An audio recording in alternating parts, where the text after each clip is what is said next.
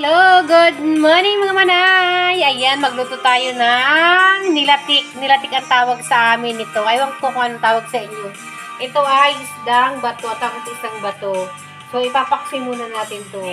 Parang kinunot siya. Ayaw ko kung anong tawag sa iba. Ito ay isdang bato. Nahuhuli lang ito sa medyo mababaw, hindi kalaliman. Ayan, ipapaksi muna natin ito Paksi muna natin to bago natin to gagataan. So, ito na yung mga sangkap niya. Bawang. Lalagyan na natin. Kinamay ko na kasi malinis naman yung kamay ko eh. Ayan. Bawang, sibuyas. Kunti lang to maliliit pati yung nabili ko eh. Kasi mahal nga din. Magkano? Mura lang to sa amin. Saka isla. Kalagwas. Mura lang yan. Islang yan. So, yun. Hindi mawawala ang sili. Ayan, lagyan na natin yung sili. Kaya ako ito ipapaksiw para hindi siya masyadong malangsa.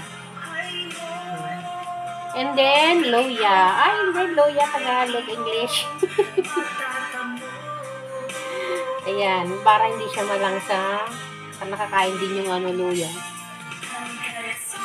Ito yung gata. So, yung gata, binabad ko na to sa mainit na tubig para yung gatang-gata talaga ay lumabas na. Ito, ilagay natin yung suka para maluto siya. Hindi na ako maglalagay yan ng tubig, suka lang. Ilagay na natin lahat. Pati itong paminta.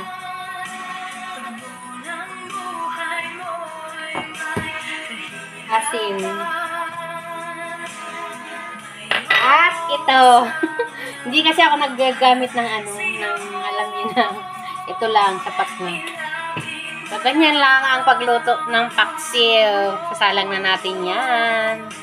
Takpan na natin para maluto na siya. Ito yung malunggay ko. Ito yung malunggay na ilalagay ko mamaya. Kahit daw ng sili, pwede siyang lagyan ng sili para sa kinunot or sa amin ay nilatik. So, ito na nga. Kumulo na siya. Ayan. Luto na siya. Madali lang naman itong malutong isdang to. Ang tawag pala ng pangalan nitong isda sa amin ay mumul. Ewan ko sa inyo kung anong tawag sa isda na to. Sa amin, mumul ang tawag dyan. So, mamaya, dudurog-durogin na natin yan mamaya. Kasi, kukunot nga natin sa amin ay ang tawag yan nilatik.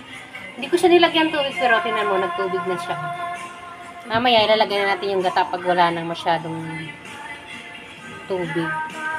So, ayan na nga, nadurog-durog ko na yung isda. So, itong isdang to hindi masyadong matinik, pero may tinik pa din. Ayan. Wala na siyang masyadong tubig. So, ilagay na natin yung kakanggata. Para napadami yung kakanggata ko. Yun. Ito, ewan ko sa iba kung ma-appreciate nila itong luto na ganito. Kasi dito ako masasarapan. Ayan, tinan mo. Tatanggalin ko yung tinik mamaya. So, papakuluan lang natin yan. Hindi ko iubos kasi sobrang dami ng kakanggata eh. So, ayan na nga. Kunti na lang yung gata niya. Kunti na lang. Pero mas maganda to tuyong-tuyo talaga. At saka mayroon malalaking ganitong isda. Kaya lang nabili ko maliliit. Ilalagay na natin yung malunggay. Ayan. Ako kasi gusto ko medyo may sabaw. Saka mahirap to kainin kasi matinik nga. Pero ito ang pinakamasarap kainin para sa akin. Kasi mapapadami talaga yung kain mo. Kasi himayin mo. Larasapin mo talaga yung lasa ng isda. Sarap talaga. Yun lang. Ganyan lang kasimple. Hindi ko na ngayon nilagyan ng labuyo kasi maanghang na yung green na sili. So, yan. Hanggang dyan na lang tayo mga manay. Follow and share naman.